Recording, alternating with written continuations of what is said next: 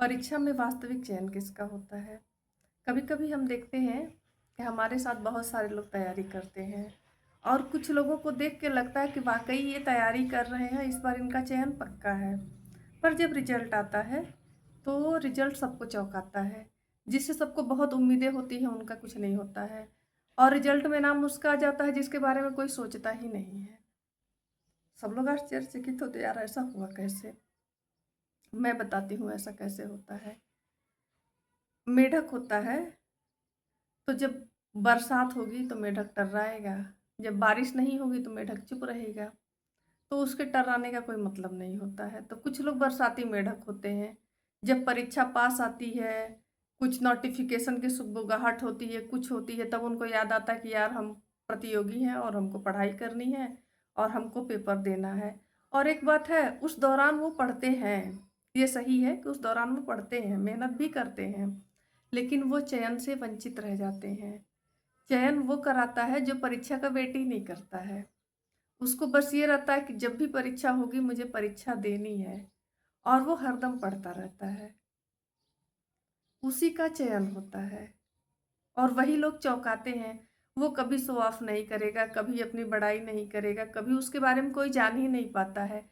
आप जाएँगे डीवी कराने तो आपको ऐसे-ऐसे लोग लगेंगे जिनको देख के यकीन नहीं होगा कि इतनी बड़ी परीक्षा इन्होंने पास की होगी। पर वाक़ई वो पास करते हैं और इसलिए पास करते हैं कि वो सोच के तैयारी ही नहीं किए हैं, वो बस तैयारी किए हैं और उनका हो गया है। जो सोच के, टाइम देख के, मुहूर्त देख के और 2-4 महीना रह गया तो फिर से तैयारी करने लगा, उसका नहीं हुआ। बस यही फ़र्क होता है और इसीलिए कुछ लोग लास्ट टाइम बहुत मेहनत करते हैं लेकिन उनका नहीं होता है। तो हमें ऐसा नहीं करना है। मैं यही कहना चाह रही थी कि बरसाती मेढक नहीं बनना है, नोटिफ़िकेशन का वेट नहीं करना है। अगर आपको एक नौकरी पानी है तो आपको आज से अभी से तैयारी शुरू करनी पड़ेगी। जैसा कि प्रीवियस वीडियो में मैं बता चुकी हूँ कि पहले जीएस को शुरू करते हैं। हिंदी में तो आप मास्टर हैं या अपने सब्जेक्ट में सारे मास्टर हैं, जो जिस सब्जेक्ट के हैं। पर जीएस में उनकी पकड़ कमज़ोर है, तो सबसे पहले कमज़ोरी पर वार करो, कमज़ोरी को जीत लो। तो आपको अब पढ़ने का टाइम भी बढ़ाना है, अब टाइम टेबल भी बनाना पड़ेगा क्योंकि आप एक नई चीज़ पढ़ेंगे, उसके लिए थोड़ा-सा आपको खुले दिमाग की आवश्यकता होगी। तो टाइम टेबल कैसे बनाएँ? ख़ास करके जो इन परीक्षाओं में हैं, अधिकतर घरेलू महिलाएँ हैं। कुछ अनमैरिड भी हैं लेकिन ज़्यादातर मैरिड हैं। उनके सामने टाइम टेबल की चुनौती होती है क्योंकि वो टाइम टेबल का पालन नहीं कर सकती हैं। वैसी उनकी सिचुएशन नहीं होती है और उनकी रोज़ वाली ज़िंदगी एक जैसी नहीं होती है।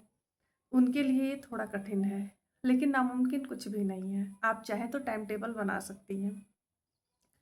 टाइम टेबल बनाने के लिए मैं बता रही हूँ, हर इंसान के पास 24 घंटे में से कुछ घंटे ऐसे होते हैं, जिन कुछ घंटों में वो बहुत ऊर्जावान, बहुत अपने आप को फ्री या उस दौरान वो बहुत अच्छा काम कर सकता है। एकदम मतलब उस दौरान जो काम करेगा, वो बहुत अच्छा रिज़ल्ट देगा। सबके एक टाइम होता है, जैसे मेरा टाइम है, मैं अगर सुबह पढ़ूँ तो मुझे दिन भर पढ़ने की ज़रूरत नहीं है। अगर सुबह उठ के मैं 4 बजे से 6 बजे तक 2 घंटा पढ़ ली, तो मैं 2 घंटा चूँकि घर में कोई काम नहीं होता, कोई खटपट नहीं होता, किसी प्रकार की डिस्टर्बेंस नहीं होती है, तो उस 2 घंटे की ही पढ़ाई पर्याप्त होती है। अगर आप भोर में उठ सकती हैं, तो आप भोर का ही चयन करिए अगर आप घरेलू महिला हैं तो।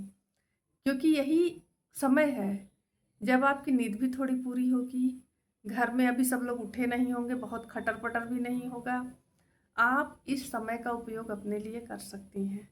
अब इसमें टाइम टेबल कैसे सेट करना मैं बता रही हूँ। ये जो 2 घंटा होगा आपका, ये वो गोल्डन पीरियड होगा जो आपको दिशा देगा, जिसमें आप बहुत विधिवत, बहुत सीरियस और बहुत अच्छे से अपनी पढ़ाई करेंगी। तो इसमें आप अभी जीएस को रखिए। 2 घंटे में 1 घंटा जीएस रोज़ दीजिए और 1 घंटा सब्जेक्ट को दीजिए। उस जो सुबह वाला 2 घंटा है, 1 घंटा जीएस और जीएस में भी क्या करिए, डिवाइड करिए। पहले जो सब्जेक्ट आपको आता है उसको अच्छे से पढ़ के किनारे कर दीजिए, उसको बढ़िया से समझ लीजिए, उसमें कोई गलती ना हो, ताकि अगर आपको इतिहास, भूगोल जिसमें आपकी रुचि है, उससे आपका प्रश्न गलत ना होने पाए।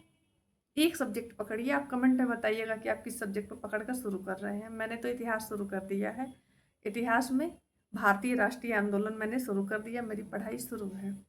1 हफ्ते बाद मैं बताऊंगी कि मेरी प्रोग्रेस क्या है, या बीच में भी बता सकती हूँ 2-3 दिन में कि मेरी प्रोग्रेस क्या है, मैंने कहाँ तक पढ़ लिया है।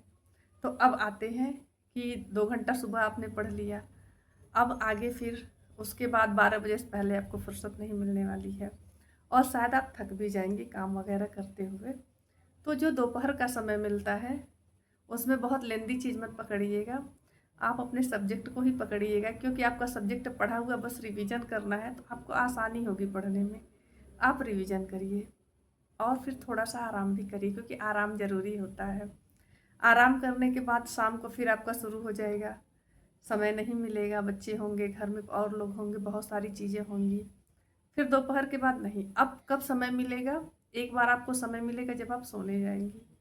सोने से पहले जितना देर मन करे कुछ हल्की चीज़ें जैसे ग्रामर, कुछ और कुछ डेट्स याद करना, कुछ भी उसको ले लीजिए और उसको रिवीजन करिए। जो आपने दिन भर पढ़ा है कुछ, उसका नोट्स वगैरह कहीं कुछ तो बनाएंगी ना, उसको सोते समय रिवीजन करके सो जाइए और फिर अगले दिन 4 बजे उठकर फिर कंटिन्यू हो जाइए। इतना ही अगर रोज होने लगे, नियम से होने लगे, तो निश्चय आपका चयन हो जाएगा, कोई कठिनाई नहीं आएगी।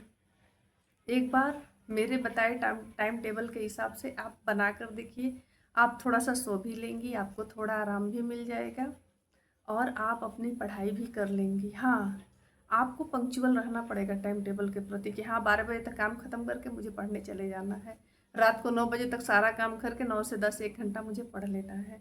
घर के परिवार के सदस्यों को उस तरह से समझा दीजिए कि भाई मेरी परीक्षा है, मुझे पढ़ना है, तो कृपया आप लोग भी थोड़ा मेरा सहयोग करें, जल्दी खाना खा लें, जल्दी सो जाएं, ताकि मुझे भी थोड़ा समय पढ़ने का भी मिल जाए, थोड़ा आराम करने का भी मिल जाए। परिवार आपका है, लोग आपके हैं, अच्छे से कहेंगी तो अपने घर की तरक्की कौन नहीं चाहता, वो आपकी बात को ज़रूर मानेंगे, क्योंकि सब काम आप अकेले नहीं कर सकते। अगर थोड़ा थोड़ा भी लोग आपका सहयोग कर दिए तो आपको बहुत सहयोग हो जाएगा। तो ये आपकी फैमिली में देख लीजिए आपको कैसे मैनेज करना है, और इस टाइम टेबल को आप बनाकर अपने किचन में, बोर्ड पर और कहीं भी चिपका दीजिए और कम से कम 21 दिन इसका पालन करिए। 21 दिन बाद ऑटोमेटिक ये आपके नेचर में आ जाएगा, फिर आपको किसी को कहने की ज़रूरत नहीं पड़ेगी कि मुझे पढ़ाई करनी है, कब करनी है, कैसे करनी है। आपको बॉडी अपने आप उसके हिसाब से तैयार होता रहेगा, और जब तक आप पढ़ाई नहीं करेंगी आपको कुछ अधूरा अधूरा सा लगेगा। तो बहनों, भाइयों, 65,000 70,000 पर मंथ ऐसे नहीं मिलेगा, उसके लिए मेहनत करनी पड़ेगी। और मेहनत कब करनी है, आज से करनी है, अभी से करनी है। तो जुड़िए मेरे साथ, मैं अपने ट्रिक्स, टिप्स, टाइम टेबल सब आपके साथ शेयर करूँगी। वीडियो को अपना प्यार दीजिएगा, कमेंट दीजिएगा। फिर मिलेंगे अगले वीडियो में किसी और नए स्ट्रेटजी के साथ। तब तक के लिए नमस्कार।